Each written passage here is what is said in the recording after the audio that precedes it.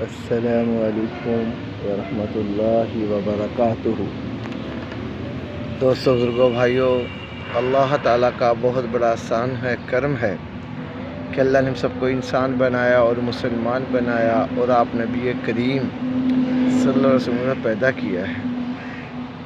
تو میرے بھائیوں، دوستو، دین ہم پہ بڑی قربانیوں سے، بڑی مشقتوں سے آیا ہے۔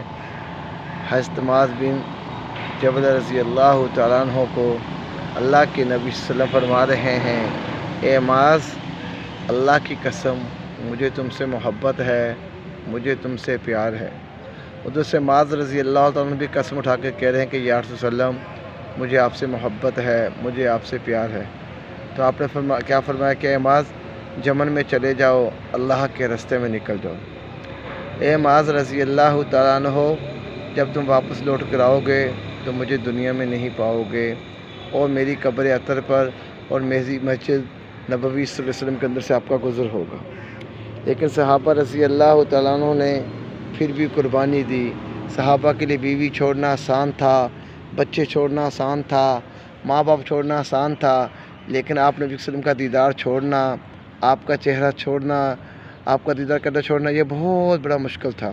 لیکن میرے بھائیوں، جب دین کا تقاضا آیا، اللہ کے حکم کا تقاضا آیا، تو صحابہ رضی اللہ تعالیٰ نے نہ بیوی کو دیکھا، نہ بچے کو دیکھا، نکل پڑے۔ حتیٰ کہ آپ نبی کریم صلی اللہ علیہ وسلم دیکھ رہے ہیں، آنکھوں سے اشک بہہ رہے ہیں، اللہ کے نبی کی بھی آنکھوں میں اشک ہیں، حضرت معاذ کے آنکھوں میں بھی اشک ہیں۔ حضرت معاذ صلی اللہ علیہ وسلم نے اٹھنی کی پیٹھ کی ہوئی ہے، اٹھنی کی طرف چہرہ کیا ہوا ہے، تو اللہ کے نبی کو دیکھتے ہوئے جا رہے ہیں۔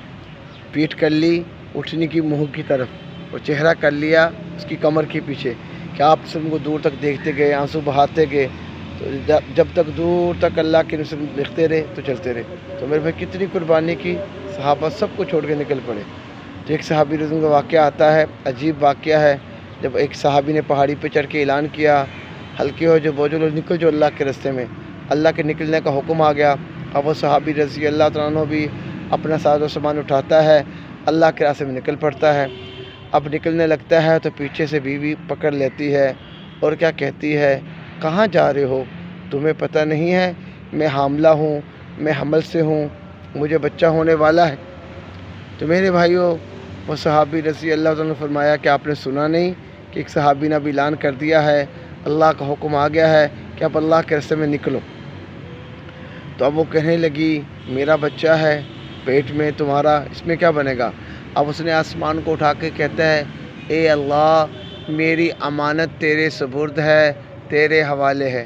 تو میرے بھائی، اس نے چلے کے لیے تو جانا نہیں تھا، سال کے لیے تو جانا نہیں تھا، 7 ماہ کے لیے تو جانا تھا۔ صحابہ رضی اللہ عنہ جب نکلتے تھے تو پوری زندگی کے لیے نکل جاتے تھے، یہ نہیں پتہ تھا کہ واپسی ہو پائے گی کہ نہیں ہو پائے گی، واپس لوٹ آئیں گے کہ نہیں لوٹ آئیں گے۔ لیکن صحابہ کو یہ نہیں پتہ ہوتا تھا کہ ہم نے لوٹ کر بھی واپس آنا ہے۔ لیکن جب وہ چلے گئے، اللہ کی شان کے رنگ فتح ہوئی، سال کے بعد واپسی ہوئی۔ جب مدینہ منورہ میں پہنچتے ہیں، ان کے چچا زاد بھائی ملتے ہیں اور انہیں مبارکباد دیتے ہیں کہ ماشاء اللہ تبارک اللہ، آپ غازی بن کر آ چکے ہیں اللہ کے راستے میں سے۔ تو جب مبارکباد ہو جاتی ہے تو اسے پوچھتا ہے، بتاؤ میری بیوی کا کیا حال ہے؟ اس نے کہا، تمہاری بیوی کا تو انتقال ہو چکا ہے، وہ تو وفات پا چکی ہے۔ اس نے کہا، مجھے میری بیوی کی قبر پہ لے جاؤ۔ وہ صحابی رضی اللہ تعالیٰ عنہ جنت البقیع میں لے جاتے ہیں۔ خوش نصیب ہیں اللہ، حضرت عمر موت مانگا کرتے، اللہ مجھے مدینہ منورہ کی موت عطا فرمانا، شہادت کی موت عطا فرمانا، بقیع کی موت عطا فرمانا۔ تو اس سے میرے بھائی، ہمیں بھی خواہش کرنی چاہیے کہ اللہ، میں بھی دعا مانگتا ہوں، اللہ مجھے بھی مدینہ منورہ کی موت نصیب فرمائے، بقیع کا موت نصیب فرمائے، کہ وہ جنت کا ٹکڑا ہے۔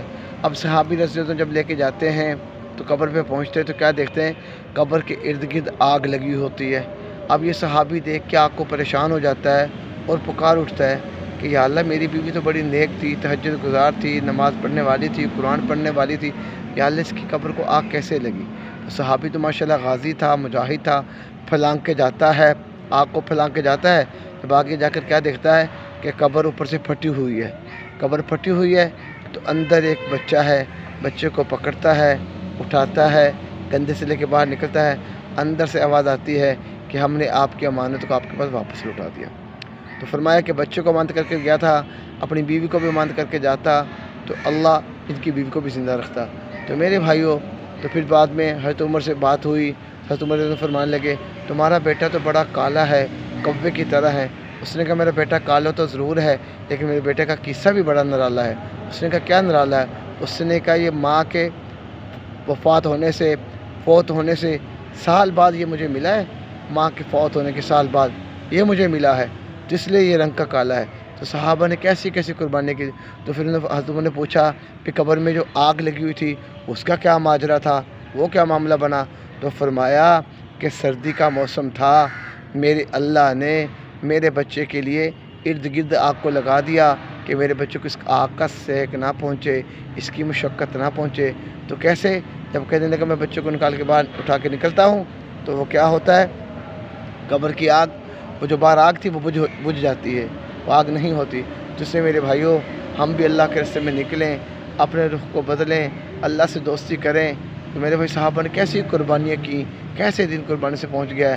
جس سے میرے بھائی ابھی یہ اجتماع آنے والا ہے، پہلا حصہ شروع ہوگا 2 تاریخ سے، 2، 3، 4، 5 یہ راول پنڈی والے، ہری پور ہزارہ والے، ایبٹ آباد منسیرہ والے، ان ساتھیوں کا ہوگا اجتماع۔ تمام دوستوں سے عرض کی جاتی ہے جن کا یہ اجتماع ہے پہلے حصے کا، وہ اپنے اجتماع کی تیاری کر کے اپنے اجتماع میں پہنچیں، یہاں سے 7 ماہ کے لیے، سال کے لیے، چلے کے لیے اپنی تیاری کروائیں۔ اللہ سب سے راضی ہو رہے، خوشی عطا فرمائے۔ میرے چینل کو لائک بھی کریں، سبسکرائب بھی کریں، آگے شیئر بھی کریں، کمنٹ بھی کریں۔ اور میں پھر آخر میں بیان کرتا ہوتا ہوں کہ بھائی میں پڑھا لکھا نہیں ہوں، تبلیغ میں اللہ نے 4 مہینے لگوائے، زندگی کا رخ بدل دیا، اللہ نے توبہ کا راستہ دیا۔ اگر کوئی کمی پیشی ہو جاتی ہے تو میرے بھائی مجھے پرسنل نمبر پہ آ کے بتا سکتے ہیں، میں سیکھنے والا ہوں۔ تو اس لیے میرے بھائی نکلو اللہ کے راستے میں، نکلنا پڑے گا، نکلے بغیر گزارا نہیں ہوگا، ٹھیک ہے جی۔ اللہ سب سے راضی ہو۔ السلام علیکم ورحمۃ اللہ وبرکاتہ۔